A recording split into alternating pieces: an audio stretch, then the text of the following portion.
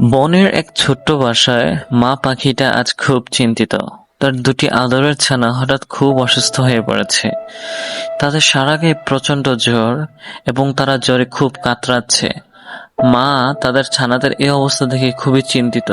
ছানাদের সুস্থ করতে মা পাখিটি বনের দিকে উড়ে চলল ওষুধের খোঁজে। পথে দেখা হলো তার বন্ধু নীল পাখিটার সাথে। মা পাখির কষ্টের কথা শুনে নীল পাখি বলল, বন্ধু তুমি একদম চিন্তা করো না, ওই যে দেখো ডাক্তারের চেম্বার দেখা যাচ্ছে। আমাদের বনে একজন ইঁদুর ডাক্তার আছেন, ওনার কাছে সব রোগের ওষুধ আছে, চলো জলদি।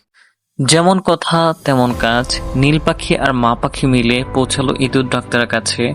অতঃপর ইঁদুর ডাক্তারকে সব সমস্যার কথা বলে ডেকে নিয়ে এলো ইঁদুর ডাক্তারকে। ইঁদুর ভাই তার ফার্স্ট এইড বক্সটা নিয়ে দ্রুত মা পাখির বাসায় পৌঁছালো এবং ছানাদের মুখে ওষুধ দিল। অতঃপর ইঁদুর ডাক্তার বলল, চিন্তা করবেন না, ঠিক হয়ে যাবে।